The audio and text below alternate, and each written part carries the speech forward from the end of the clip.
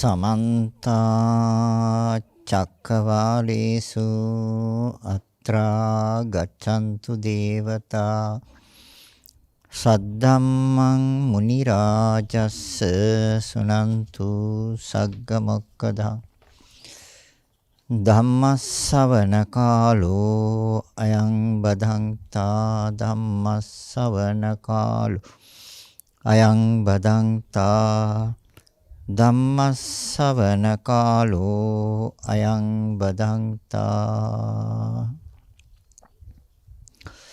නමෝ තස්ස භගවතෝ අරහතෝ සම්මා සම්බුද්දස්ස නමෝ තස්ස භගවතෝ අරහතෝ සම්මා සම්බුද්දස්ස නමෝ තස්ස භගවතෝ අරහතෝ සම්මා සම්බුද්දස්ස ශ්‍රද්ධා බුද්ධ සම්පන්න කාරුණික පින්වත්නි ප්‍රඥා නාලිකාව තුළින් ලෝකයේ පුරා විසිරුවා හරින ධර්මදේශනා රාශිය අතරින් එක ධර්මදේශනාවක් සඳහා පින්බර දායකත්වය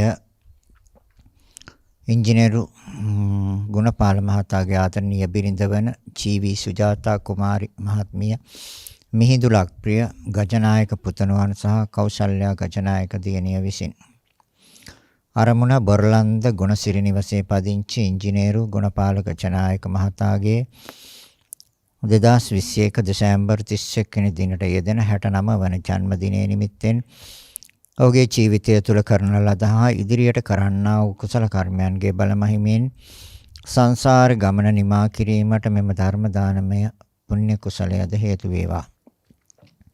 එතුමාගේ මෑණියන් වන ඩී.එම්. මෙගිනෝනා උපාසිකා මාතාවටද ආදරණීය බිරිඳගේ මෑණියන් සහ පියාණන් වන බලංගොඩ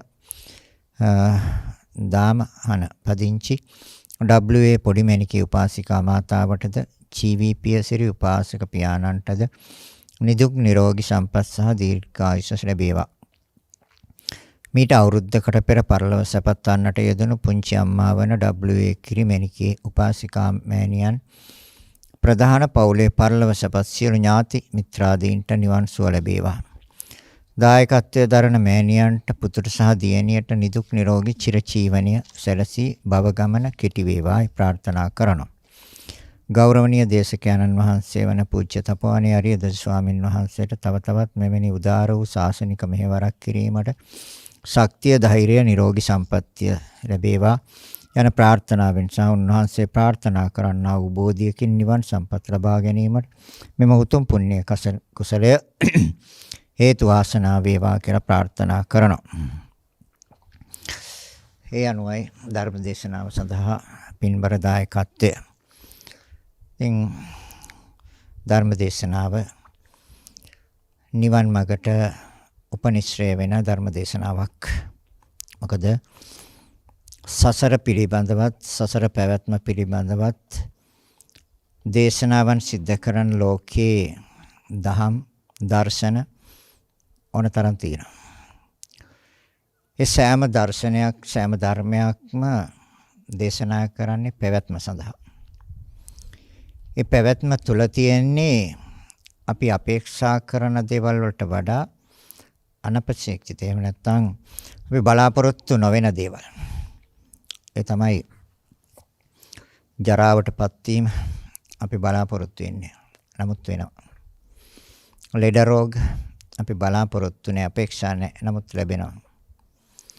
මරණය ලැබෙනවා. ශෝක කනගාටු හැඬීම් කායික දුක් මානසික දුම්නස් අපි බලාපොරොත්තු වෙන්නේ නැහැ නමුත් ලැබෙනවා. මේවා මොන භවයක ප්‍රතිසන්දි ගත්තත් මොන භවයක ඉපදුනත් මේවා ලැබෙනවා. මේවා දුක් හැටියට ලෝකේ සම්මතයි. එහෙනම් මේ දුක් වලින් සදාටම ගැලවීමක් නිදහස් වීමක් නැත්නම් ඒකම දහමයි. ඒ තමයි ලෞතර බුදුරජාණන් වහන්සේගේ ශ්‍රී සද්ධර්මය. ඒ ධර්මය නිවැරදිව යම් කිසි කෙනෙක් අනුගමනය කළොත් මේ නිවැරදිව ධර්මය තේරුම් ගත්තොත් එයාට පුළුවන්කම ලැබෙනවා මේ සංසාර දුකෙන් අත මිදෙන්නට. මේ සියලු දුක් නිමාවටපත් කරලා අපට සදාකාලික සැනසීම ලබා ගන්නට. ඒ කියන්නේ නොපැවැත්ම. හට නොගන්න තැන. හට ගන්න තැන තියෙන්නේ අපි බලාපොරොත්තු නොවන දේවල්. ඒවා ලැබෙනවා. එහෙනම් නවත්තන තැන. මේ ප්‍රවෘත්තිය පැවැත්ම නවත්තන තැන අපට පුළුවන්කම ලැබෙනවා මේ ධර්මය නිවැරදිව අවබෝධ කරගත්තොත් අපට පුළුවන්කම ලැබෙනවා මේ ප්‍රවෘත්තිය නවත්තන්න. ඒ නිසා ඒ සඳහාම සූත්‍රයක් දේශනා කරන්නේ නිවනට උපනිශ්‍රේ වෙන. ඒ තමයි සංයුක්ත නිකායේ කච්චනීය වග්ගයේ 9 වෙනි සූත්‍රය පාරිලෙය්‍යක සූත්‍රය. සංයුක්ත නිකායේ කච්චනීය වග්ගයේ 9 වෙනි සූත්‍රය පාරිලෙය්‍යක සූත්‍රය. මේ සූත්‍රය දේශනා කරේ පාරිලෙය්‍ය වනි භද්‍රශාලා කියන ඒ සල්ගසක් මුලදී. එදා කොසඹෑ නුවර ഘോഷිතාරාමේ වැඩ වාසය කරන තථාගතයන් වහන්සේ උදේ පිණ්ඩපාතේ ගිහිල්ලා ඒ පිණ්ඩපාතේ වළඳලා සවස කුටි අස්පස් කරා. කුටි අස්පස් කළේ තනියම. අස්පස් කළා සුද්ධ පවිත්‍ර කරලා තථාගතයන් වහන්සේ එළියට බැස්සා. කිසිම කෙනෙකුට කතා කළේ නැහැ. කිසිම උපස්ථායකයෙකුට කිසිම කෙනෙකුට කතා කළේ නැහැ. කතා කරන්නේ නැතුව තථාගතයන් වහන්සේ තනියම වැඩියා. ඒ වැඩි පාරිලෙය්‍ය කියන වනයේට. ඒ වනේ ටික කාලයක් ගත කරන්න. මේක දැක්ක භික්ෂුන් වහන්සේ නමක් ආනන්ද හාමුදුරුවන්ට ගිහින් කියනවා ආනන්ද ස්වාමීන් වහන්සේ තථාගතයන් වහන්සේ ඒ කුටිය අස්පස් කරලා කිසි කෙනෙකුට ආරාධනාවක් නැතිව තථාගතයන් වහන්සේ මගට බැස්සා. ආනන්ද හාමුදුරුවෝ කියනවා බුදුරජාණන් වහන්සේ එහෙම වැඩියා නම් ඒ තවත් කෙනෙක්ගේ උදව්වක් බලාපොරොත්තු නැතුව ඒ තනිව යම් කාලයක් තනිව ගත කිරීමේ කැමැත්ත අනුවයි එහෙම වඩින්නේ කියලා භික්ෂුන් වහන්සේට ප්‍රකාශ කළා. දැන් මේ විදිහට බුදුරජාණන් වහන්සේ පාරිලෙය්‍ය වනි යම් කාලයක් ගත කරා. දැන් භික්ෂුන් වහන්සේලාට බුදුරජාණන් වහන්සේගෙන් බණක් අහන්න ලැබුණේ ටික කාලෙකින්.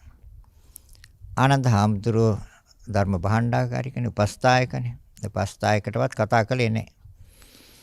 දැන් භික්ෂුන් වහන්සේලා ගිහිල්ලා ආනන්ද හාමුදුරන්ට කියනවා ආනන්ද ස්වාමින් වහන්සේ අපිට බුදුරජාණන් වහන්සේගේ බණක් අහන්න ලැබෙනවා නම් හරි හොඳයි. ගොඩක් කාලෙකින් ධර්මදේශනාවක් ශ්‍රවණය කරන්න බැරි වුණා. අපිට ඒ සඳහා අවස්ථාව සලසලා දෙන්න. මේ ආරාධනාව භික්ෂුන් වහන්සේලා ආනන්ද හාමුදුරන්ට කළේ. ඒතර ආනන්ද හාමුදුරුවෝ ඒ භික්ෂුන් වහන්සේලාත් එක්ක අර පාරිලෙය්‍ය වනයේට වැඩියා. වැඩලා ඒ භද්‍රශාලා කියන ඒ සල්ගස මුල වාඩි වෙලා ඉන්න තථාගතයන් වහන්සේ මුණ ගැහුණා. මුණ ගැහිලා තථාගතයන් වහන්සේට ප්‍රකාශ කරනවා මේ භික්ෂුන් වහන්සේලා ගොඩාක් කාලෙකින් ධර්මයක් ශ්‍රවණය කරන්න ලැබුණේ නැහැ කියලා ප්‍රකාශ කරනවා. ඒ සඳහා වහන්සේගෙන් යම් ධර්මයක් ශ්‍රවණය කිරීම සඳහායි අපි ආවේ. මේ භික්ෂුන් වහන්සේලා අතර හිටියා යම් ස්වාමින් වහන්සේ නමක්. ඒ ස්වාමින් වහන්සේ කල්පනා කරනවා මේ කොහොම දකින කෙනෙකුට මේ ආශ්‍රව සේවෙනවද? කොහොම දකින කෙනෙකුටද මේ ආශ්‍රව සේවෙන්නේ? කියන්නේ ආශ්‍රව අවසන් වෙන්නේ. කියන මේ සිතුවිල්ල ඇති වුණා. මේ සිතුවිල්ල දැක්ක බුදුරජාණන් වහන්සේ. ආනන්ද හාමුදුරන්ට කියනවා ආනන්ද මම මේ සියලු ආශ්‍රවයන් ඡය කිරීම සඳහා ඊ타ත්ම පිරිසිදුව මම ධහම දේශනා කළා. සතර සම්‍යක් ප්‍රධාන, සතර ඉද්ධිපාද, සතර සතිපට්ඨාන, පංච ඉන්ද්‍රිය, පංච බල, සප්ත බොච්චංග, ආර්ය අෂ්ටාංගික මාර්ග කියන මිතාමත්ම පිරිසිදු නිවැරදි ඒ සියලු ආශ්‍රවයන් සේකිරීම සඳහා අවශ්‍ය කරන ඒ ධර්මයන් මම මනාව දේශනා කරලා තියෙනවා. එහෙම දේශනා කරලා තියෙද්දිත් මේ භික්ෂුන් වහන්සේ නමකට යම් විතර්කයක් පහළ වුණා. ඒක සිතින් දැක්කේ බුදුරජාණන් වහන්සේ. ඒ භික්ෂුන් වහන්සේගේ සිත තුළ ඇති වෙච්ච ඒ විතර්කය සිතින් තමයි දැක්කේ. දැකලා තමයි ආනන්ද හාමුදුරුවන්ට කියන්නේ ආනන්ද පිරිසිදුව දහම දේශනා කළා තියෙද්දි මේ භික්ෂුන් වහන්සේලාට මේ භික්ෂුන් වහන්සේ නමකට මේ ආකාරයේ විතර්කයක් පහළ වුණා. මොකක්ද ඒ විතර්කය? එයා කල්පනා කරනවා මේ කොහොම දන්න කොහොම දකින්න අයට මේ ආශ්‍රම ෂේ වෙනවද කියලා. දැන් බුදුරජාණන් වහන්සේම දේශනා කරනවා ධර්මය. මහණෙනි මේ ලෝකේ යම්කිසි කෙනෙක් රූපය ආත්මය වශයෙන් දකින්න. රූපය ආත්මය වශයෙන් දකිනවා නම් එයා එක සංකාරයක්. තර සංකාර කියන්නේ සංස්කාරයන් කියන්නේ සසර පැවැත්ම සඳහා ක්‍රියාත්මක වෙන ධර්මතාවයන්. ඒකට තමයි සංස්කාර කියන්නේ. එක සංස්කාරයක්. රූපය ආත්මය වශයෙන් දකිනවා. මහණෙනි ඒකට ප්‍රත්‍යය මොකද්ද? ඒකට හේතුව මොකද්ද? ඒකට කරුණ මොකද්ද? ඒ රූපය ආත්මය වශයෙන් දකින්නේ. ඒකට හේතුව, ඒකට ප්‍රත්‍යය, ඒකට කාරණය තමයි අවිද්‍යා ස්පර්ශයෙන්. අවිද්‍යාව නැමැති සිතුවිල්ල ස්පර්ශයෙන් විඳීම. වේදනාව. ඒ උපන් වේදනාව තුල ඇලීමේ සිත. මහණෙනි එක සංස්කාරයක්. ඒ ඇලීමේ සිත සංස්කාරයක්. ඒ සංස්කාරය යමෙක් දකිනවා නම් අනිත්‍ය හැටියට. ඒක හේතු ප්‍රත්‍යයෙන් හටගත් ධර්මතාවයක් හැටියට. ඒක සංකත ධර්මතාවයක් හැටියට එයාගේ ආශ්‍රව ෂේ වෙනවා. දැන් මෙතන දේශනා කරන්නේ මේ හේතු ප්‍රත්‍ය තවත් ආකාරයකින්. මේ සූත්‍රය. පාරලීයක සූත්‍රය. તો රූපය ආත්මය වශයෙන් ගන්නවා නම්. ତර යම් කෙනෙක් දැන් රූපය කියන්නේ මොකක්ද එතකොට? රූපය කියන්නේ සතර මහා ධාතුන්ගේ ක්‍රියාවට. ତර ඒක ආත්මය වශයෙන් ගන්නේ ආත්මය කියන්නේ සදාකාලිකයි කියලා ගන්න එක. ඒ වගේම තමාගේ කැමැත්ත හැටියට පවත්වන්න පුළුවන් කියන සිතුවිල්ල. මේ රූපය හේවත් මේ ශරීරයේ හිසේ ඉඳලා පාදාන්තය දක්වා ක්‍රියාත්මක වෙන මේ සතර මහා ධාතුන්ගේ ක්‍රියාව ඒක ක්‍රියාවක් හැටියට දකින්නේ නැතුව ඒක ආත්මයක් හැටියට දකිනවා. ඒ කියන්නේ නොවෙනස් වෙන දෙයක් හැටියට. තමාගේ කැමැත්ත හැටියට තමාගේ වශයෙන් පවත්වන්න පුළුවන් ධර්මයක් හැටියට දකිනවා. එහෙම දකින කෙනාට ආශ්‍රව උපදිනවා. මොනවාද ආශ්‍රව? කාම ආශ්‍රව. ඒ රූපය පිළිබඳව කැමැති සිතුවිලි ඇති වෙන්නේ. ඒකයි කාම ආශ්‍රව.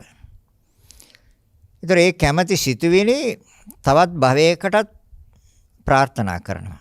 ඒක භව ආශ්‍රව. ඒ කැමැති සිතුවිලි හේතු ප්‍රත්‍යයෙන් හටගත්ත සංකත ධර්මයක්, අනිත්‍ය ධර්මයක්, දුක්ඛ ධර්මයක්, අනාත්ම ධර්මයක් කියලා එයාට වැටහෙන්නේ නැහැ. එයාට වැටහෙන්නේ නැත්නම් ඒක ditthි ආශ්‍රවයි. එහෙනම් එයාලට ආශ්‍රව උපදිනවා. එතකොට නිවැරදිව නොදන්න, නිවැරදිව නොදකින අයට රූපය ආත්මය වශයෙන් අරගෙන රූපය ආත්මය වශයෙන් ගන්නවා නම් ඒක සංස්කාරයක්. ඒතරේ සංස්කාරය ප්‍රත්‍යයෙන් උපන් ධර්මයක්. දැන් කොහොමද? ප්‍රත්‍යයෙන්. ප්‍රත්‍ය කියන්නේ උපකාරය. උපකාරයෙන් උපන් ධර්මයක්. මොන උපකාරයෙන්ද? අවිද්‍යා ස්පර්ශය. එයා ස්පර්ශ කළා තියෙන අවිද්‍යාව. ඒ කියන්නේ චතුරාර්ය සත්‍ය පිළිබඳව එයාට අවබෝධයක් නැහැ. එයාට හේතු ප්‍රත්‍ය පිළිබඳව අවබෝධයක් නැහැ. ඒ තමයි අවිද්‍යාව. චතුරාර්ය සත්‍ය පිළිබඳ අවබෝධයක් නැත්නම් අවිද්‍යාව.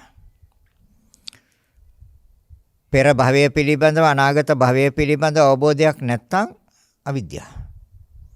ඒ අවිද්‍යා ස්පර්ශයෙන්. එහෙනම් ඒ ස්පර්ශ කරලා තියෙන අවිද්‍යාව. දුකයි කියලා අවබෝධ කරලා නැහැ.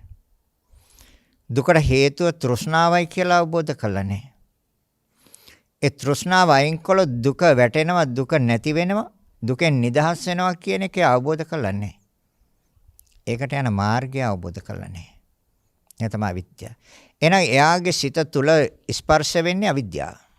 අවිද්‍යාව කියන්නේ සිතුවිල්ලක්. බුදුරජාණන් වහන්සේ දේශනා කරනවා යමෙක් එතකොට අවිද්‍යා ස්පර්ශය කියන ධර්මතාවයත් හේතු ප්‍රත්‍යයෙන් හටගන්නේ. සංකතයි. ඒ වගේම අවිද්‍යාව කියන සිතුවිල්ලත් හේතු ප්‍රත්‍යයෙන් හටගන්නේ. එහෙනම් ඒක සංකාරයි. අවිද්‍යාව කියන එක සංස්කාරයක්. මොකද සසරට ප්‍රත්‍යයයි. සසරට හේතුයි. විද්‍යාව උපදවාගත්ත පුච්චලය විතරයි සසරෙන් මිදෙන්නේ, සසරෙන් එතර වෙන්නේ. අවිද්‍යාව නැමැති සිතුවිල්ල ස්පර්ශ කරනවාද යම් කෙනෙක් යම් වෙලාවක යම් මොහොතක, එතන සංස්කාරයක්. එතන සසර. මොකද අවිද්‍යාව පත්‍ය සංකාර. එහෙනම් අවිද්‍යාව ප්‍රත්‍යයයි සංස්කාර වලට. අවිද්‍යා ස්පර්ශයෙන් උපන් වේදනාව.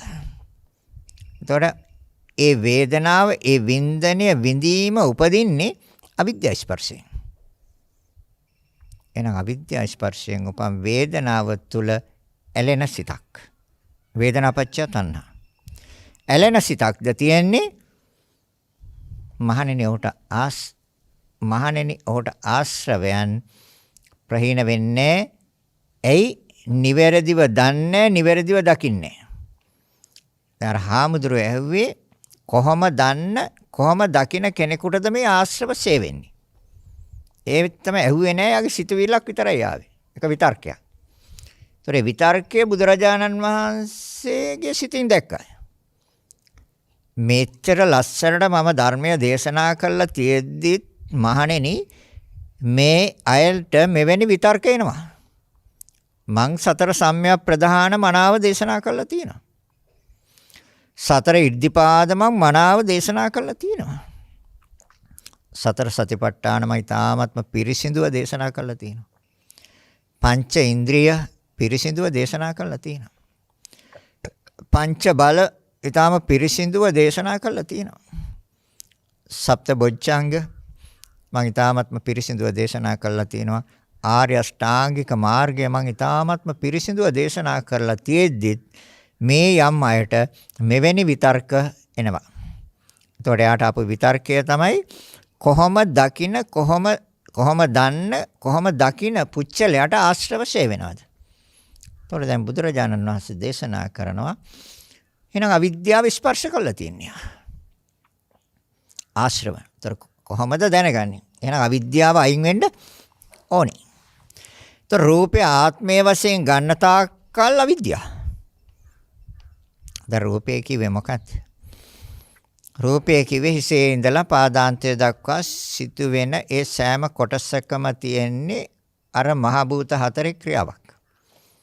සතර මහා ධාතුන්ගේ ක්‍රියාවක්. ඒතොර ඒක නිවැරදිව දන්නවා නම්, නිවැරදිව දකිනවා නම් ආශ්‍රව සේවෙනවා. රූපය ආත්මයේ වශයෙන් ගන්න බෑ. ඇයි ආත්මයේ වශයෙන් ගන්න බෑ කියන්නේ? ආත්මය කියන්නේ සදාකාලික නොවෙනස්, වෙනස් නොවන ධර්මතාවයකට තමයි ආත්ම කියන වචනේ පාවිච්චි කරන්නේ. ඒ වගේම තමාගේ වශයෙහි, තමාගේ කැමැත්තේ හැටියට පවතිනවා නම් ඒක ආත්මය. තමාගේ කැමැත්තේ හැටියට. තමන්ට උවමනා විදිහට පවතිනවා නම්. හිසේ ඉඳලා පාදාන්තය දක්වා ගන්න මේ සියලුම කොටසක තමාගේ කැමැත්තේ හැටියට පවත්වන්න බෑ. පුළුවන්ද තමාගේ කැමැත්ත හැටියට පවත්වන්න? බෑ. එහෙනම් ආත්මයට දාන්න පුළුවන්ද? ආත්මයකට ඇතුළත් කරන්න පුළුවන්ද? අර නිවැරදිව නොදන්න, නිවැරදිව නොදකින පුච්චල රූපේ ආත්මය වශයෙන් ගන්නවා. ඒක හේතු ප්‍රත්‍යයෙන් හටගත්ත ධර්මතාවයක්. මොන හේතුවෙන්ද? ස්පර්ශ අවිද්‍යාව නැමැති ස්පර්ශය.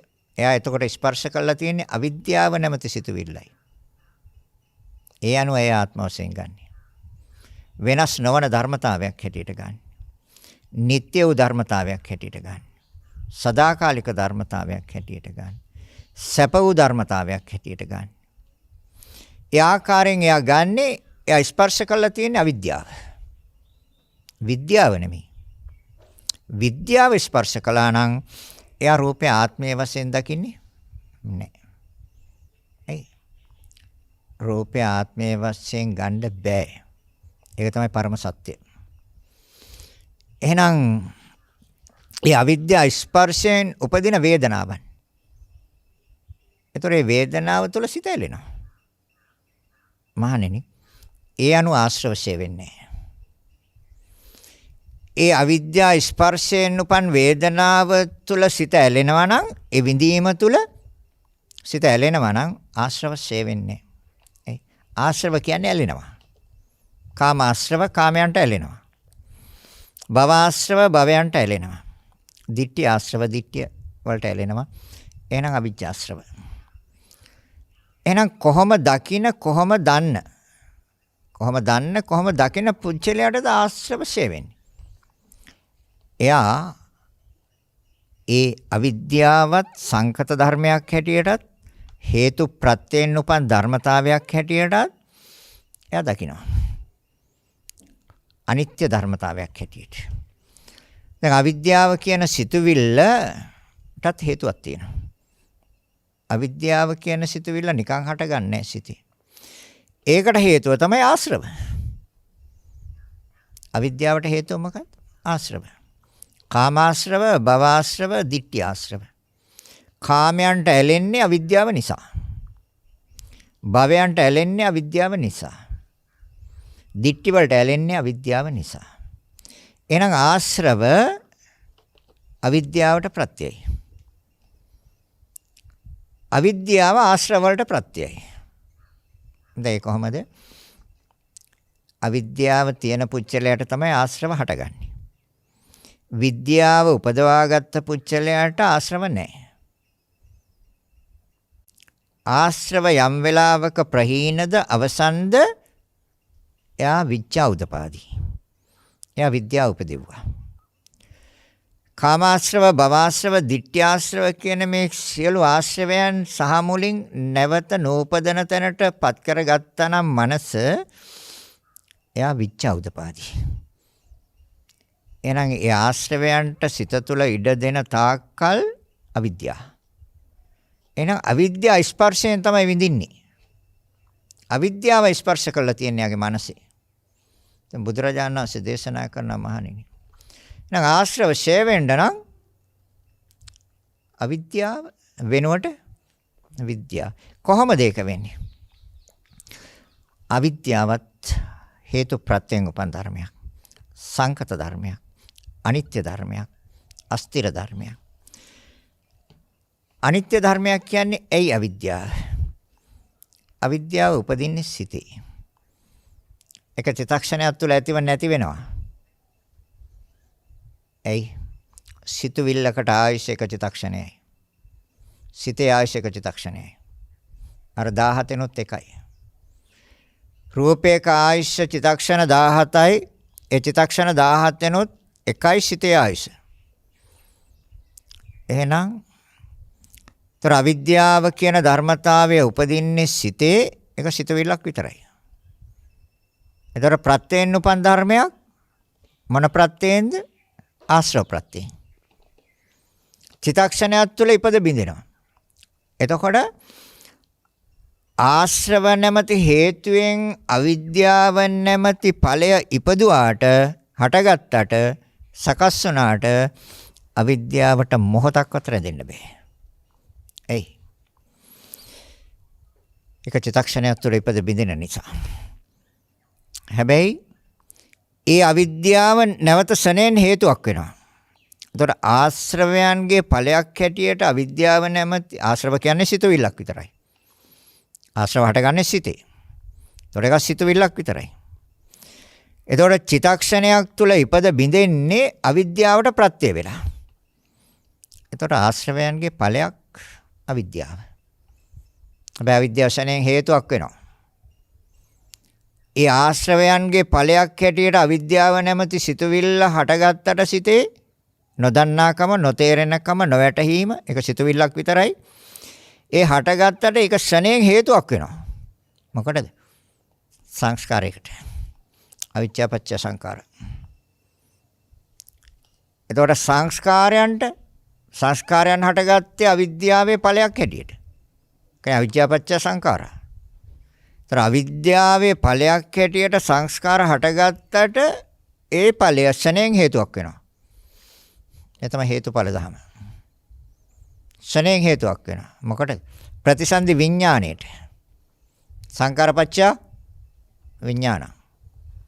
දැන් එතකොට මේ ධර්මතා තුනක් ක්‍රියාත්මක වෙලා ප්‍රතිසන්දියක් අරන් දෙන්න ගත වෙන කාලය කොච්චරද? චිත්තක්ෂණ 3යි. ආශ්‍රව වලට එක චිත්තක්ෂණයයි. ඒ ප්‍රත්‍යයෙන් උපන්න අවිද්‍යාව නැමැති සිතුවිල්ලට එක චිත්තක්ෂණයයි. එතකොට ආශ්‍රව නැමැති හේතුයෙන් හටගත් අවිද්‍යාව නැමැති ඵලය ශරණයෙන් හේතුවක් වුණා සංස්කාර නැමැති ඵලය උපදවන්න. එතකොට තව එක චිත්තක්ෂණයයි. ඒ ඵලය ශරණයෙන් හේතුවක් වෙනවා ප්‍රතිසන්දි විඥාණයට. දැන් චිත්තක්ෂණ කීයද ප්‍රතිසන්දි විඥාණයට? ප්‍රතිසන්දි විඥාණයත් එක්ක ගත්තොත් චිත්තක්ෂණ 4යි. ඒතර චිත්තක්ෂණ 4ක් කියන්නේ තත්පරයක් කෝටියකට බෙදුවත් ඊටත් වඩා කෙටි කාලයයි. ඒකයි මේ ධර්මයේ තියෙන ගාම්භීර බව. මේ ධර්මයේ තියෙන ගැඹුරු බව. හේතු ප්‍රත්‍ය. එක චිත්තක්ෂණයයි කියන්නේ. අන්න තථාගතයන් වහන්සේ දේශනා කරන මහණෙනි මේක සංකත ධර්මයක්. හේතු ප්‍රත්‍යයෙන් උපන් ධර්මයක්. ඒක අනිත්‍ය ධර්මයක්. ඒතර එක චිත්තක්ෂණයක් තුල නම් ඉපද බිඳෙන්නේ ආශ්‍රවත්, එක චිත්තක්ෂණයක් තුල නම් ඉපද බිඳෙන්නේ අවිද්‍යාවත්, එක චිත්තක්ෂණයක් තුල ඉපද බිඳෙන්නේ සංස්කාරත්, එක චිත්තක්ෂණයක් තුල ඉපද බිඳෙන්නේ ප්‍රතිසන්දි විඥානයත්. ඒතර නිට්ටයද අනිත්‍යද? නිට්ටයද අනිත්‍යද? අනිත්‍යයි. අනිත්‍ය නම් දුකයි. ඒතර තමාගේ කැමැත්ත හැටියටද? ඉදිරි හටගත්තු ධර්මයේ ඉදිරි ධර්මයට ප්‍රත්‍යද? තමාගේ කැමැත්ත හැටියටද? එහෙම නැත්නම් උපන් ධර්මයේ ඉදිරි ධර්මයට ප්‍රත්‍යද? හොඳට කල්පනා කරන්න. හොඳට හොයන්න. හොඳට විමසන්න. හටගත්තු ධර්මතාවයේ ඉදිරි ධර්මයට ප්‍රත්‍යයි. හට නොගත් ධර්මතාවයක් ඇද්ද? ඉදිරි ධර්මයට ප්‍රත්‍ය වෙන්න බෑ. එහෙනම් සියලු ආශ්‍රවයන් ෂේ කළා. කාමාශ්‍රව, භවආශ්‍රව, ditthිආශ්‍රව, අවිජ්ජාශ්‍රව. සියලු ආශ්‍රවයන් ෂේ කළාද? අවිද්‍යාව ප්‍රහීනයි. අවිද්‍යාව අවසන්. එයා කාමයන්ට ඇලිලා නැහැ. එයා භවයන්ට ඇලිලා නැහැ. එයා ditthි වලට ඇලිලා නැහැ. එහෙනම් එයාට අවිජ්ජාශ්‍රව නැහැ. එතකොට ඒ ආශ්‍රවයන් ප්‍රහීනද? අවිද්‍යාව ප්‍රහීනයි. අවිද්‍යාව ප්‍රහීනද? සංස්කාර ප්‍රහීනයි. අවිච්ඡා යත්තේ වශේෂ විරාග නිරෝධා සංඛාර නිරෝධෝ. සංඛාර නිරෝධා විඥාන නිරෝධෝ. විඥාන නිරෝධා නාම රූප නිරෝධෝ. නාම රූප නිරෝධා සලආයතන නිරෝධෝ. සලආයතන නිරෝධා පස්ස නිරෝධෝ. පස්ස නිරෝධා වේදනා නිරෝධෝ. වේදනා නිරෝධා තණ්හා නිරෝධෝ. තණ්හා නිරෝධා උපාදාන නිරෝධෝ. උපාදාන නිරෝධා භව නිරෝධෝ. භව නිරෝධා ජාති නිරෝධෝ. ජාති නිරෝධා ජරා මරණ ශෝක පරිදේව දුක්ඛ දෝමනස්ස උපායාස නිරුච්ඡanti. ඒව මේතස්ස කේවලස්ස දුක්ඛක්ඛන්දස්ස නිරෝධෝ හෝති. මහණෙනි මේ දුක්ඛන්දේ අවසානයයි. සියලු දුක්වල නිමාවයි. එහෙනම් ආශ්‍රවය ආශ්‍රව ප්‍රහීන. ආශ්‍රව අවසන්. ඒතර ආශ්‍රව අවසන් වෙන්නේ ආශ්‍රව ප්‍රහීන වෙන්නේ කාටද? නිවැරදිව දන්න නිවැරදිව දකින අයට. කොහොමද? අවිද්‍යාව තියෙන තාක්කල් ඒ ස්පර්ශය වේදනාවට ප්‍රත්‍ය වෙනවා. විඳින්නේ අවිද්‍යාව නිසා. දැන් පටිච්චසමුපාදයේ එක තැනක දේශනා කරන්නේ පස්සපච්චය වේදනා කියලා. දැන් මේ සූත්‍රයේ දේශනා කරන්නේ අවිද්‍යාව ස්පර්ශයෙන් විඳිනවා. ඒකයි මේ පටිච්චසමුප්පාදේ හරි විසිතුරුයි මේ පටිච්චසමුප්පාදේ. අතිශය ගැඹීරයි. අතිශය අලංකාරයි. කොතනින් ගත්තත් හේතු ප්‍රත්‍යය තියෙන. හේතුන්ගෙන් හටගන්නේ. දැන් මේ සූත්‍රයේ දේශනා කරන්නේ අවිද්‍යා ස්පර්ශයෙන්. උපන් වේදනාව තුල ඇලෙනවා. ඒතර අවිද්‍යාව ස්පර්ශ කරන තාක්කල් විඳිනවද නැද්ද? දැන් එතකොට අවිද්‍යා ස්පර්ශයෙන් නෙමේද වේදනාව? දැන් පටිච්ච සමුප්පාදයේ දේශනා කරන්නේ පස්සපච්චා වේදනා. වේදනාවට ස්පර්ශය. දැන් මෙතන දේශනා කරන්නේ අවිද්‍යාව ස්පර්ශය. අවිද්‍යාව ස්පර්ශය නිසා. අවිද්‍යාව නැමැති ස්පර්ශය නිසා විඳිනවා. දන්න අයට දකින්න අයටයි මම ආශ්‍රවසය කිරීම කියන්නේ. නිවැරදිව දන්න, නිවැරදිව දකින්න අයට මම ආශ්‍රවසය කිරීම කියනවා. නිවැරදිව නොදන්න, නිවැරදිව නොදකින්න අයට මම ආශ්‍රවසය කිරීමක් කියන්නේ. එහෙනම් නිවැරදිව දැනගන්න, නිවැරදිව දැක ගන්න. එයාලට ආශ්‍රවසය කරනවා.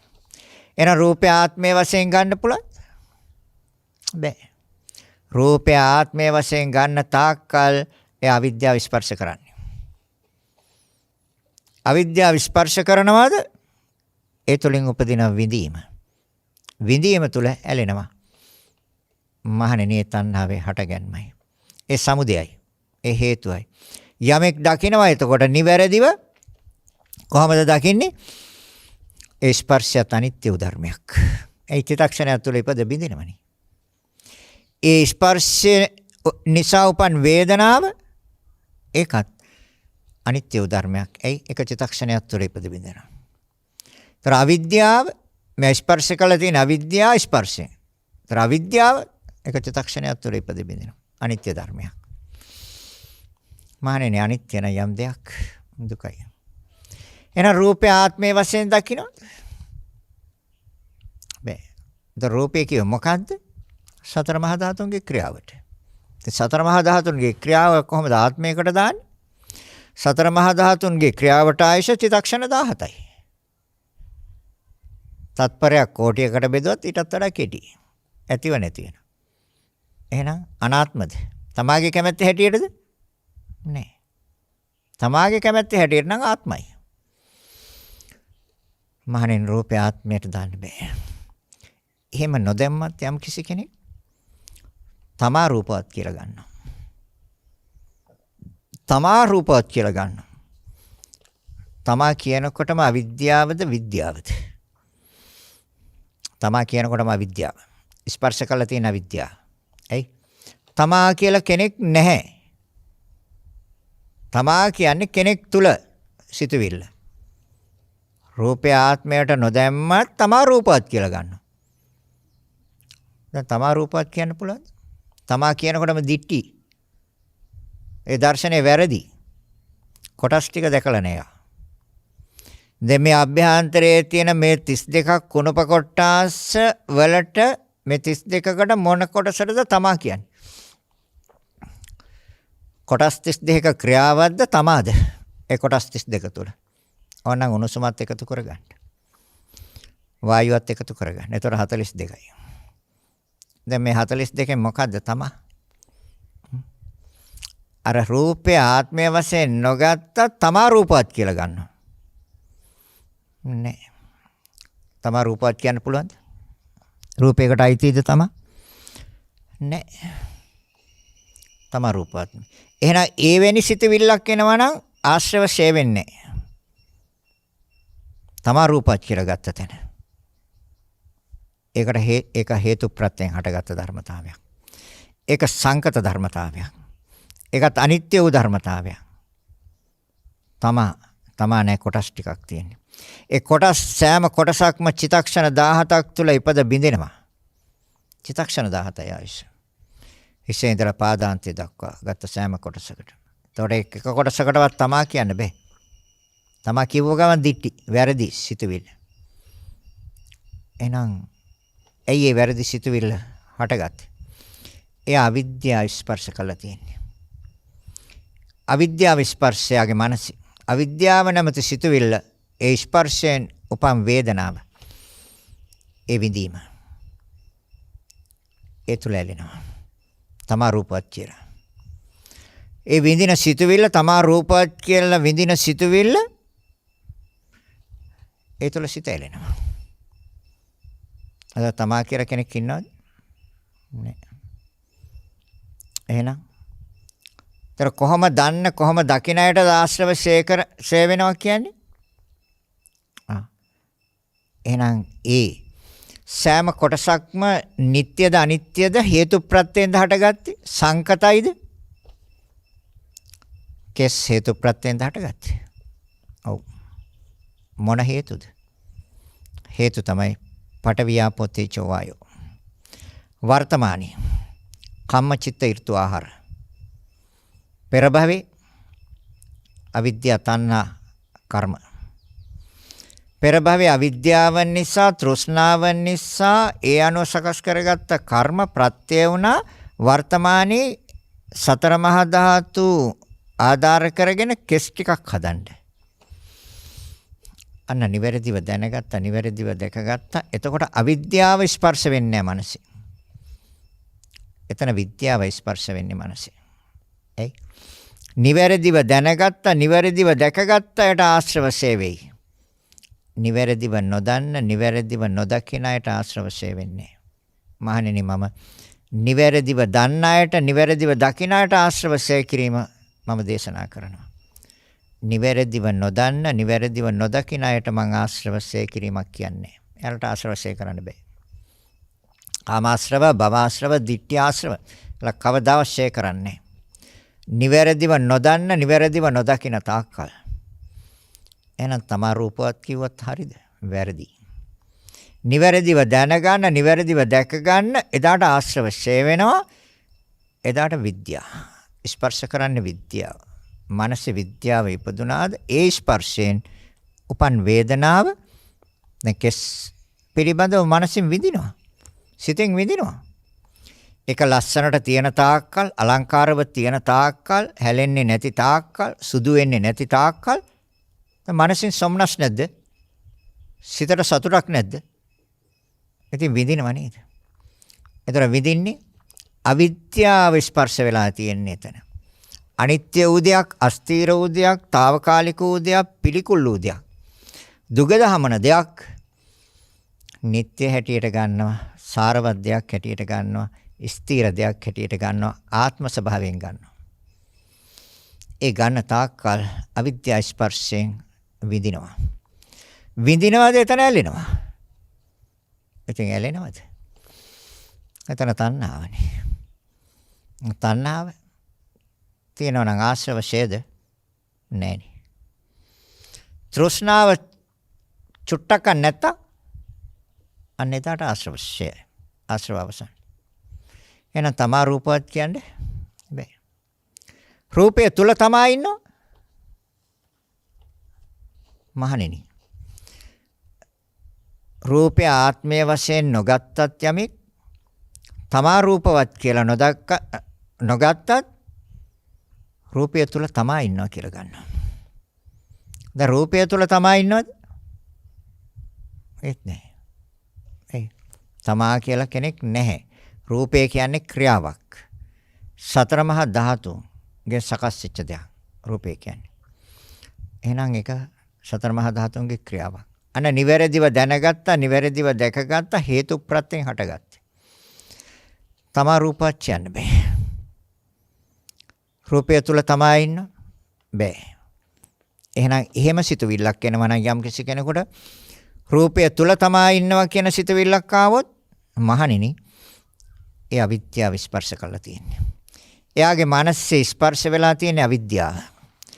අවිද්‍යා ස්පර්ශයෙන් එයා රූපය තුල තමා තුල රූපය තියෙනවා කියලා ගන්නවද? එයා විඳිනවා. විඳිනවද? ඒ විඳීම තුල එයා ඇලෙනවා. ඇලෙනවද? මහණෙනි යට ආශ්‍රව ෂේ වෙන්නේ. එහෙනම් තමා රූපවත් කියන්නේ බෑ. රූපය තුල තමා ඉන්න බෑ. තමා තුල රූපයද? ඒත් නෑ. රූපය ආත්මය වශයෙන් ගන්න බෑ. තමා රූපවත් කියන්නත් බෑ. රූපය තුල තමා ඉන්නවා කියන්නත් බෑ. තමා තුල රූපය තියෙනවා කියන්නත් බෑ. මේ ධර්මතා හතරෙන් එකක් හෝ මනසේ ක්‍රියාත්මක වෙනවා නම් මේ සතර ආකාරයේ රූපය පිළිබඳව දිට්ටි මේ සතර ආකාරයේ දිට්ඨිය මනස සිත තුළ ක්‍රියාත්මක වෙනවා නම් එතන ස්පර්ශ කරලා තියෙන්නේ අවිද්‍යාව. ඒ අවිද්‍යාව ස්පර්ශ කරනවාද? ඒ ස්පර්ශය අනුව විඳිනවා. ඒ විඳිනවද? එතන ඇලෙනවා. එහෙනම් යමෙක් නිවැරදිව දකිනවා. දැන් මේ ධර්මතා ටික මේ සෝවන් මේ ධර්මතා ටික හරියටම අවබෝධ කළොත් නිවැරදිවම අවබෝධ කළොත් සෝවන්. එයි විෂයාකාර ආත්ම දිට්ඨිය කියන්නේ මේ. විෂයාකාර ආත්ම දිට්ඨියට කියන්නේ සක්කාය දිට්ඨිය. ඒතර සක්කාය දිට්ඨිය අවසන් නම් සීලබ්බත පරාමාස විචිකිච්ඡා එසියල් අවසන්. සක්කාය දිට්ඨිය තනියෙන් අවසන් වෙන්නේ. සීලබ්බත පරාමාස කියන ධර්මතාවය හා විචිකිච්ඡාව කියන ධර්මතා දෙකත් අරගෙනම තමයි අයින් වෙන්නේ මනසින්. ඒ ධර්මතා දෙකත් මනසින් අයින් වෙනවා. ඒතර සංයෝජන තුනක් මනසින් අයින් වෙනවා. ඒතර සංයෝජන තුනක් ඕරම්භාගිය සංයෝජන තුනක් සක්කාය දිට්ඨි විචිකිච්ඡා සීලබ්බත පරාමාස. ඔය සංයෝජන තුන අයින් වුණාම මනසින් මොකද්ද කියන්නේ? චුල්ලසෝතාපන්නයි. සෝවන්. එයාට භවයේ පිළිබඳ ගැටලුවක් නැහැ. එයාට අපාය බයක් නැහැ. එයාට තිරිසන් ලෝකයේ පිළිබඳව බයක් නැහැ. එයාට പ്രേත ලෝකයේ පිළිබඳව බයක් නැහැ. එහෙනම් අවිද්‍යාව ස්පර්ශ කරන්නේ තාකල් නිරේ බය තියෙනවා. പ്രേත ලෝකයේ පිළිබඳව බය තියෙනවා.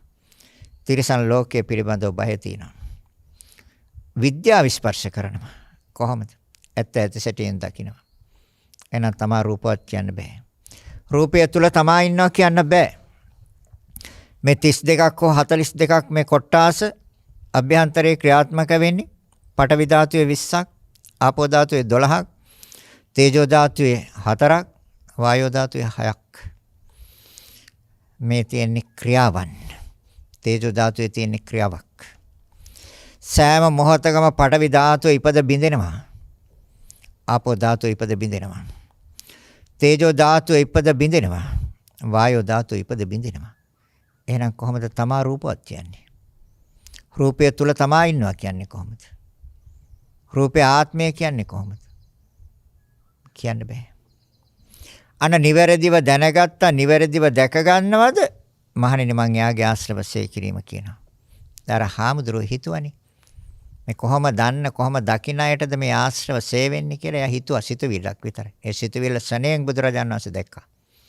දැකලා මේ සූත්‍රය දේශනා කළේ. පාරිලේයක සූත්‍රය, සංයුත්ත නිකායේ කජ්ජනීය වග්ගය 9 වෙනි සූත්‍රය. පොත අරගෙන පෙරලලා බලන්න. එහෙනම් වේදනාව ආත්මයේ වශයෙන් ගන්න. රූපේ විතරක් නෙමෙයි. ඒ වේදනාව ආත්මයේ වශයෙන් ගන්න. වේදනාව කියන්නේ විඳීම, වින්දනය. සැප වේදනා, දුක් වේදනා, අදුක්කම සුඛ වේදනා. සෝමනස්ස වේදනා, දෝමනස්ස වේදනා. චක්කු සම්පස්සජා වේදනා. ඇස මුල් වෙලා හට ගන්න වේදනාව. සෝත සම්පස්සජා වේදනා. කන මුල් වෙලා හට ගන්න වේදනාව. ගාන සම්පස්සජා වේදනා. නාස්‍ය මුල් වෙලා හට ගන්න විඳීම. ජීවා සම්පස්සජා වේදනා. දිව මුල් වෙලා හට ගන්න විඳීම. කාය සම්පස්සජා වේදනා. කය ශරීරය මුල් වෙලා හට ගන්න විඳීම. මනෝ සම්පස්සජා වේදනා. මනස මුල් වෙලා හට ගන්න වේදනාව. වේදනාව ආත්මයේද? මහණෙනි යමෙක් වේදනාව ආත්මයේ වශයෙන් ගන්නවා. වේදනාව ආත්මයේ වශයෙන් ගන්නවද? එයාට ආශ්‍රවශය වෙන්නේ. එයාට කාම ආශ්‍රව තියෙනවා. එයාට භව ආශ්‍රව තියෙනවා. එයාට ditthi ආශ්‍රව තියෙනවා. එයාට අවිච්ඡ ආශ්‍රව තියෙනවා. එයි වේදනාව ආත්මය නෑ. වේදනාව සංකත ධර්මයක්, හේතුන් ප්‍රත්‍යයෙන් හටගත්ත ධර්මයක්, අනිත්‍ය වූ ධර්මයක්, අස්තිර වූ ධර්මයක්, දුක් උපදවන ධර්මයක්, අනාත්ම වූ ධර්මයක්. නිවැරදිව දැනගන්න, නිවැරදිව දැක ගන්න. ඒ නොදකින තාක්කල් අවිද්‍යාව ස්පර්ශ කරනවා. මනසින් අවිද්‍යාව කියන ධර්මතාවය ගොඩ නැගෙන්නේ මනස සිතේ. ඒක ස්පර්ශයයි. ඒකම ස්පර්ශ කරන්නේ. ඒ අවිද්‍යාව ස්පර්ශ කරනවාද ඒන් උපදින වේදනාව ඒ විඳීම තුළ ඇලෙනවා. ඒ ඇලෙනවාද එතකොට වේදනාව ආත්මයේ වශයෙන් අරගෙන. වේදනාව ආත්මයට දාන්න පුළුවන්. ආත්මය කියන්නේ වෙනස් නොවන එකක්. හා තමාගේ කැමැත්ත හැටියට පවත්වන්න පුළුවන් එකක්. වේදනාව. වේදනාව ස්පර්ශ ප්‍රත්‍යෙන්ද එහෙම නැත්නම් තමාගේ කැමැත්ත හැටියටද? චක්කු සම්පස්සජා වේදනා කියනකොට ධර්මතා කීයක් ක්‍රියාත්මක වෙලා එන්න ඕනද? ඇස මුල් වෙන්න ඕනේ. එහෙන් විඳිනවා නම් යම් කිසි කෙනෙක්. ඇස මුල් වෙන්න ඕනේ ඒකට. ඇසක් ඕනේ. නැතු එහෙන් විඳින්න බෑ. විඳීමේ සිතක් හදන්න බෑ. ඇසක් තිබුණටත් බෑ. බාහිර හොඳ මනරම් රූපෙකුත් ඕනේ. දැන් මේ දෙක නිසා සිතක් හැදෙන්නත් ඕනේ. කාරණා තුන එකතු කරලා දෙන්න ඕනේ ස්පර්ශයේ විසින්. අන්න විඳීමේ සිතක් හැදෙනවා. එතකොට ආත්මයේද ඒ ස්පර්ශය චිතක්ෂණයක් තුළ ඉපදි බින්දෙනවා, වේදනාවත් චිතක්ෂණයක් තුළ ඉපදි බින්දෙනවා, චක්කු විඥානයත් චිතක්ෂණයක් තුළ ඉපදි බින්දෙනවා, බාහිර රූපය චිතක්ෂණ 17ක් තුළ ඉපදි බින්දෙනවා, අධ්‍යාත්මික ඇස චිතක්ෂණ 17ක් තුළ ඉපදි බින්දෙනවා. කොහොමද ආත්මයක් දාන්නේ? වේදනාව කොහොමද ආත්මයට දාන්නේ? පුළුවන් ද ආත්මය කියන්නේ නොවෙනස් එකක්. එහෙනම් ඒ සතුටු සහගත විඳීමම අපේ මනසේ රැඳෙන්න ඉපේ. මනසේ පවතින්න ඉපේ. මනසේ ස්ථාවරව පිහිටින්න ඉපේ. නෑනේ. ඇහැ මුල් කරගෙන හටගත්ත වේදනාව ඒ විඳීම ශණයෙන් එක චිතක්ෂණයක් තුළ පෙරලනවා. විශාල ශබ්දයක් ඇහුණා නම් සෝත සම්පස්සජා වේදනාව. කන මුල් වෙලා හටගත්ත වන විඳීම. ඒතර ආත්මයට කොහොමද දාන්නේ? එහෙනම් අවිද්‍යාව ස්පර්ශ කරලා තියෙන්නේ. වේදනාව ආත්මයේ වශයෙන් දානවනම් ගන්නවනම් එවැනි සිතුවිල්ලක් එනවනම් එයාගේ මනසේ ස්පර්ශ වෙලා තියෙන්නේ අවිද්‍යාව. අවිද්‍යා ස්පර්ශය. ඒ අනුව තමයි අර විඳීමේ සිත. විඳීමේ සිතට ඇලෙනවා. විඳීමේ සිතට ඇලෙනවද? මහණෙනි තෘෂ්ණාව. ඒ සමුදාය සත්‍යයි. එතකොට යාට ආශ්‍රවශය වෙන්නේ නැහැ. ඒත් ඇලෙනවා කියන්නේ ආශ්‍රවනේ. කාම තණ්හා කියන්නේ කාම ආශ්‍රව. භව තණ්හා කියන්නේ භව ආශ්‍රව. දිට්ටි වලට තියෙන ඇලීම දිට්ටි ආශ්‍රව. එහෙනම් දැන් අවිද්‍යාව ස්පර්ශ කරුවොත් නෑ විද්‍යාව ස්පර්ශ කරනවා. ඒතර විද්‍යාව ස්පර්ශ කරන්නේ කවුද? ආශ්‍රව ඡය කරපු පුච්චලය. ආශ්‍රව අවසන් කරපු පුච්චලය විද්‍යාව ස්පර්ශ කරනවා. කාමයන්ට ඇලෙන්නේ නැද්ද? කාම වස්තු ක්ලේශ කාම. ඒතර වස්තු වලට ඇලෙන්නෙත් නැහැ. ඒතර වස්තු වලට ඇලෙන්නේ නැත්තම් ඒ පිළිබඳව හට ගන්න සිතුවිලි වලට ඇලෙන්නෙත් නැහැ. බාහිර වස්තු වලට යම්කිසි කෙනෙක් ඇලෙන්නේ ඒ පිළිබඳව හොඳ සිතුවිලි ටිකක් හදන්න පුළුවන් හින්දානේ ඇලෙන්නේ. සතුටු සිතුවිලි ටිකක් හදන්න පුළුවන් හින්දා. ඒ සතුටු සිතුවිලි තමයි කෙලස් කියන්නේ. එතකොට කෙලසිලා සිත අපිරිසිදු වෙලා. එතන ලෝභය ක්‍රියාත්මක වෙලා, ආශාව ක්‍රියාත්මක වෙලා. ඒක නොලැබෙන තැන ද්වේෂය ක්‍රියාත්මක වෙලා. ඒක ඉහලින් ලැබමු තැන මානිය ක්‍රියාත්මක වෙලා. ඒ ක්‍රියාවන් නිවැරදිව දැක්කේ නැති නිසා දිට්ඨිය ක්‍රියාත්මක වෙලා. එතකොට ඒක මට අයිතිද? එහෙම මම දේක දකින්නේ, මම දේව බලන්නේ කියන ඒවා ගන්නකොට විචිකිච්ඡාව ක්‍රියාත්මක වෙලා. මමද? ඒක දිට්ඨියයි විචිකිච්ඡාවයි. මම කියලා ගත්ත තැනම දිට්ඨියක් තියෙනවා විචිකිච්ඡාවක් තියෙනවා. ඇයි පෙර භවයේ හිටියේ මමද කියලා හොයනවා. මම නෙමෙයිද කියලා හොයනවා. කවුරු වෙලා හිටියද? කවුරු වෙලා කොහම වුණාද? කොහම වෙලා වර්තමාන භවයට ආවද? ඒක තමයි විචිකිච්ඡා. සැකය. මමත්වයේ තුල හොයන පුච්චලෙක් හොයන. එහෙනම් අවිද්‍යාව ස්පර්ශ කළා තියෙන්නේ. එහෙනම් වේදනාව ආත්මයට දාන්න පුළුවන්ද? බෑ. ඇයි? ඒක ප්‍රත්‍යයෙන් හටගත්ත ධර්මයක්. ඒක සංකත ධර්මයක්. ඒක අනිත්‍ය ධර්මයක්. ඇයි අනිත්‍යයි කිව්වේ? චිතක්ෂණයයි ආයස. ඇස මුල් වෙලා හටගත්ත නාම ධර්ම තුනක්. ආරූප ධර්ම දෙකක්. පුච්චරයේ විඳීමක් නෑ එතන. ඇසයි රූපයයි රූප ධර්ම දෙකක්. ඒ පිළිබඳව සිතයි ඒ ස්පර්ශයයි ඒ විඳීමේ සිතයි නාම ධර්ම තුනක්. චිතක්ෂණ තුනක් තුල ඒ සිතේ ස්වභාවය ඇතිව නැති වෙනවා. ඇසේ රූපේ ස්වභාවය චිතක්ෂණ 17ක් තුල ඇතිව නැති වෙනවා. එහෙනම් කොහොමද ආත්මයට දාන්නේ? කොහොමද ආත්මයකට ඇතුළත් කරන්නේ? ආත්මය කියන්නේ නොවෙනස් එකක්. තමාගේ කැමැත්ත හැටියට පවත්වන්න පුළුවන් එක. බෑ. වේදනාව ආත්මයට දාන්න බෑ. තමා වේදනාවක් කියනවාද? තමා කියනකොටම දිටි. නෑ ස්පර්ශ ප්‍රත්‍යයෙන් හටගන්නේ. මොන ස්පර්ශ? අවිද්‍යා ස්පර්ශය. තමා වේදනාවක් කියනකොටම අවිද්‍යාව ස්පර්ශ වෙලා. නැද්ද? ඇයි? තමාද විඳින්නේ? තමාද විඳින්නේ? නෑ. ද හේතු ප්‍රත්‍යයෙන්. සංකත ධර්මයක්ද? ප්‍රත්‍යයෙන් උපන් ධර්මයක්ද? අනිත්‍ය ධර්මයක්ද? නිට්ටය ධර්මයක්ද අනිත්‍ය ධර්මයක්ද? චිත්තක්ෂණයක් නම් ආයස කොහෙද නිට්ටය ධර්මයක් වෙන්නේ? අනිත්‍ය ධර්මයක්. ප්‍රත්‍යයෙන් උපන් ධර්මයක්. එහෙනම් තමා වේදනාවත්. වේදනාව තුල තමා ඉන්නවද? නෑ. වේදනාව තුල තමා නම් විඳින්නේ වේදනාව කියලා ගත්ත තැනම අවිද්‍යාව ස්පර්ශ වෙලා තියෙනවා. ඒ අවිද්‍යාව ස්පර්ශයෙන් විඳින වේදනාව තුල ඇලෙනවා. කායික දුක් වේදනාවක් නම් ඒ කායික දුක් වේදනාව ශනේ නැති කරගන්න තෘෂ්ණාවක් එනවා. ඒක ස්පර්ශ ප්‍රත්‍යයෙන් හටගත්ත ධර්මතාවයක් කියලා දකින්නේ. දර්ශනේ නෑ. දර්ශනේ වැරදි. ඒ දර්ශනේ වැරදිද? එහෙනම් දිට්ටි. එතකොට ඒකට දිට්ටියට හේතුනේ මොකක්ද? අවිද්‍යාව නෙමෙයි ස්පර්ශ වෙලා තියෙන්නේ. වැරදි ආකාරයට දකිනවා කියන්නේ අවිද්‍යාව. නිවැරදි ආකාරයට දකිනවා කියන්නේ විද්‍යාව. එන වේදනාව. තමා වේදනාවත් වේදනාව තුල තමාද? තමා තුල වේදනාවද? එහෙම සිතුවිලි එන තාක්කල් අවිද්‍යාව ස්පර්ශ කරන්නේ. ඒ තුල ආශ්‍රව ගොඩ නැගෙනවා. ඒ තුල කාමයන්ට ඇලෙනවා. භවයන්ට ඇලෙනවා. ඒ විඳීම භවයෙන් භවයටත් හොයනවා. ඒ විඳීම ඒ වින්දනය භවයෙන් භවයට හොයනවා. ඒ තමා කියලා දාගෙන.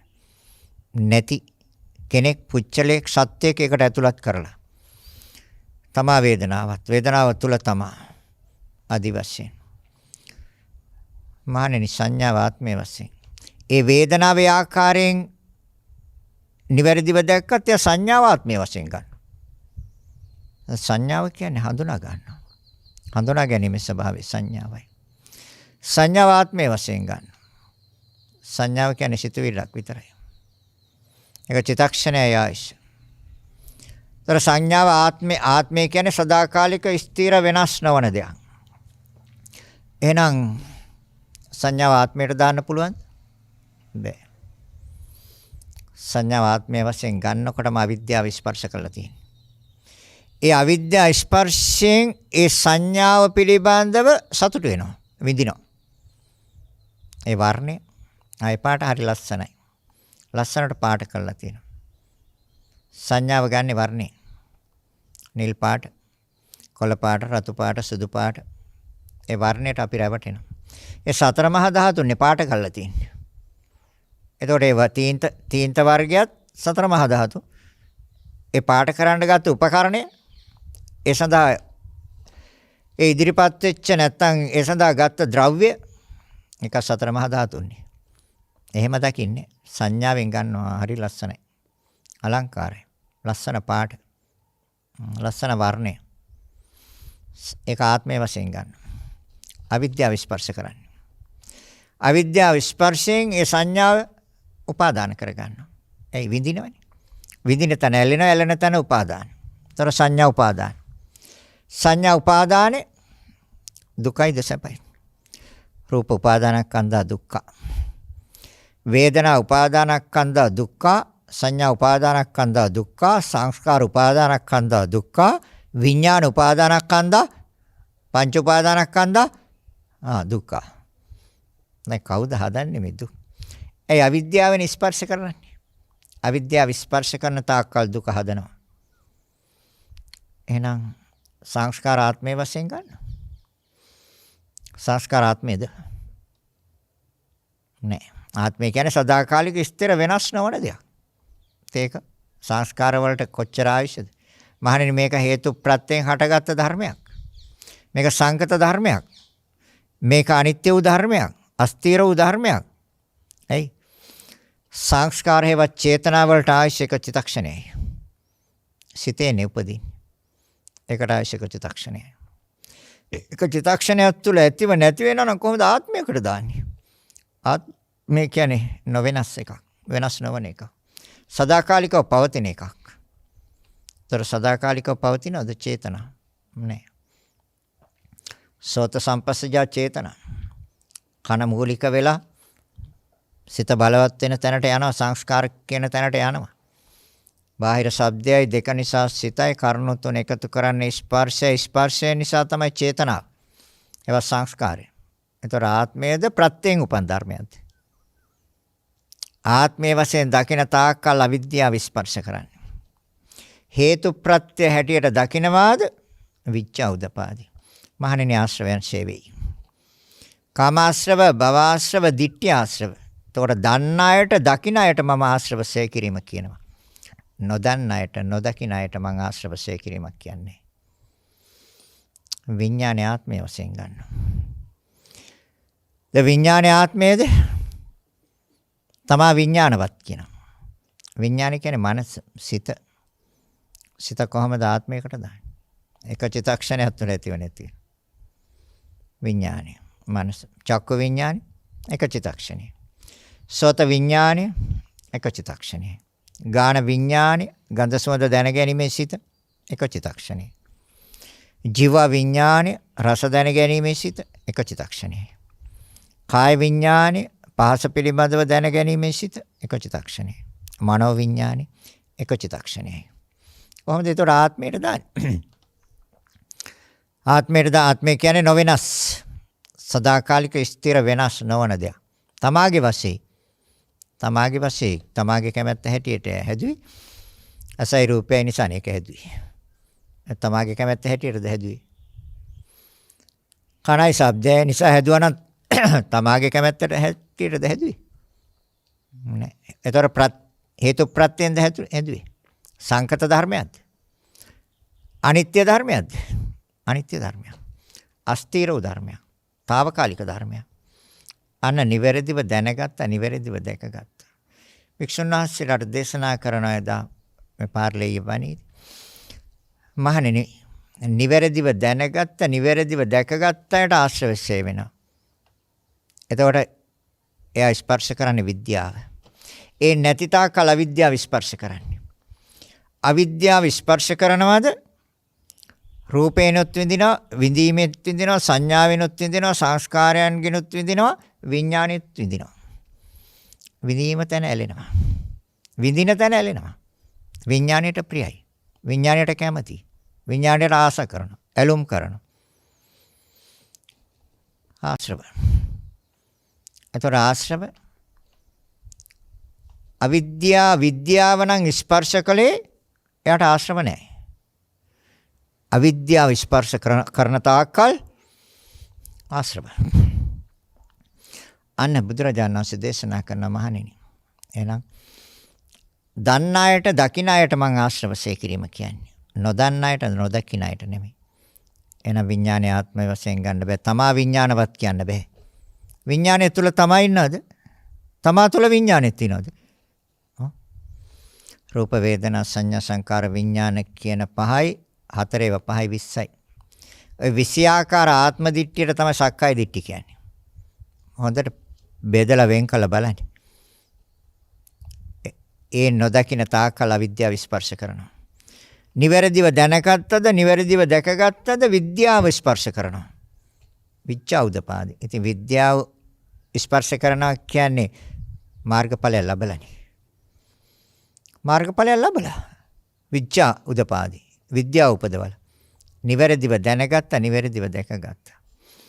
ධර්මදේශන අවසන් කරනවා. පැයක් මණ කිව්වා. ලස්සන සූත්‍රයක්. මේක හැබැයි ගැඹුරුයි.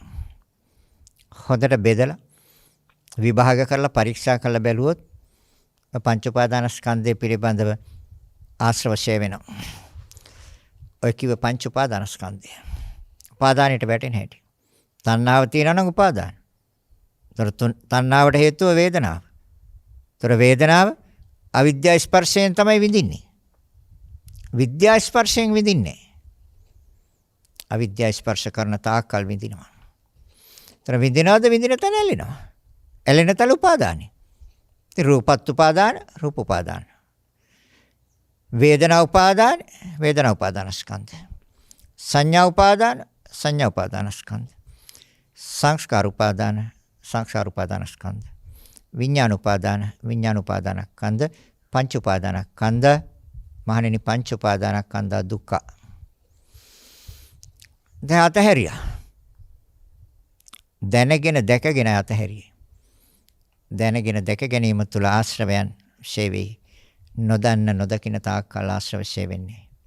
ඒ තාක්කල් අවිද්‍යාව ස්පර්ශ කරන්නේ.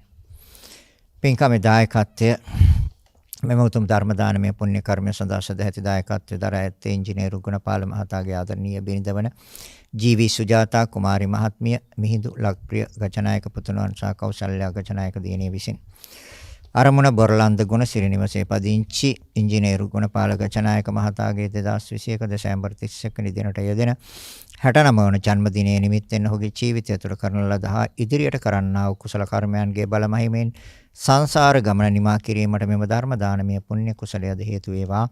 එතුමාගේ මෑණියන් වන ඩී.එම්. මෙගිනෝනා උපාසිකා මාතාවටද ආදරණීය බිරිඳගේ මෑණියන් සහ පියාණන් වන බලංගොඩ දාම හනපදිංචි W.A. පොඩි මැණිකේ උපාසිකා මාතාවටද ජී.වී. පියසිරි උපාසක පියාණන්ටද නිදුක් නිරෝගී සම්පත් හා දීර්ඝායුෂ සැලසේවා.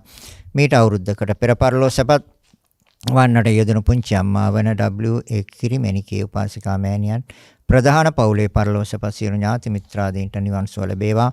දායකත්වයේ දරන මෑණියන්ට පුතුට සහ දියණියට නිදුක් නිරෝගී චිරජීවනය සැලසී බව ගමන කෙටි වේවායි ප්‍රාර්ථනා කරනවා. ගෞරවනීය දේශකයන්න් වහන්සේ වන පූජ්‍ය තපෝවණී අරියද ස්වාමින් වහන්සේට තව තවත් මෙවැනි උදාර වූ ශාසනික මෙහෙවරන් කිරීමට ශක්තිය හා ධෛර්යය නිරෝගී සම්පන්නිය ලැබේවා යන ප්‍රාර්ථනා සහ උන්වහන්සේ ප්‍රාර්ථනා කරන අවබෝධයකින් නිවන් සම්පත් ලබා ගැනීමට මෙම උතුම් පුණ්‍ය කුසලය හේතු ආසනා වේවා කියලා ප්‍රාර්ථනා කරනවා. ඒ ප්‍රාර්ථනාවන්නේ බලාපොරොත්තු ආකාරයෙන් ඉෂ්ට සිද්ධ වේවා කියන ප්‍රාර්ථනාව ඇතුව පුණ්‍ය අනුමෝදනා සිද්ධ කරනවා. සුබ උපන් දිනයකට ආශිර්වාද ප්‍රාර්ථනා කරනවා. 69 වෙනි ජන්මදිනය සුබ උපන් දිනයක් වේවා. මේ සියලු දෙනාටම යහපතක් වේවා, ශතක් වේවා, ශාන්තියක් වේවා, නිදුක් නිරෝගී සුවපත් භාවයේ චිරජීවනය දීර්ඝායු සම්පත් පිණිස මේ උතුම් පුණ්‍ය ශක්තිය හේතු ආසනා වේවා කියලා හිතාගෙන සාදු කියන්න. පරලෝසපත් ඥාතින් සිහිපත් කරගෙන ඉදම් මේ ඥාතිනම් හෝතු සුඛිතා හොන්තු ඥාතියෝ ඉදම් මේ ඥාති සුඛිතා හොන්තු ඥාතියෝ ඉදම් මේ ඥාතිනම් හෝතු සුඛිතා හොන්තු ඥාතියෝ. දෙවියන්ට පින් දෙමු. ආකාශට්ටා ච බුම්මට්ටා දේවා නාග මහිද්దికා පුඤ්ඤන්තං අනුමෝදිත්වා චිරන් රැක්කන්තු ලෝක සාසනං. ආකාශට්ටා ච බුම්මට්ටා දේවා නාග මහිද්దికා පුඤ්ඤන්තං අනුමෝදිත්වා චිරන් රැක්කන්තු මං පරන්ති. අවසාන වශයෙන් රැස් කරගත් අනන්ත අප්‍රමාණ පුණ්‍ය ශක්තියින් ඔබ අප සෑම දිනාටම මේ සංසාර දුකෙන් නිදහස් වීම පිණිසම හේතු ආසනා වේවා කියලා හිතාගෙන සාදු කියන්නේ. සෑම දිනාටම ආශිර්වාද කරනවා. අභිවාදන සීලිස්ස නිච්ඡං වත්තාපචායිනෝ චත්තාරෝ ධම්මා වඩ්ඩಂತಿ ආයුවන්නෝ සුඛං බලං ආයුරාෝග්‍ය සම්පatti සග්ග සම්පatti මේවත අතෝ නිබ්බාන සම්පatti ඉමිනාතේ සමිච්ඡතු. සෑම දිනාටම තෙරුවන් සරණයි. රාගක්ඛයෝ නිබ්බානං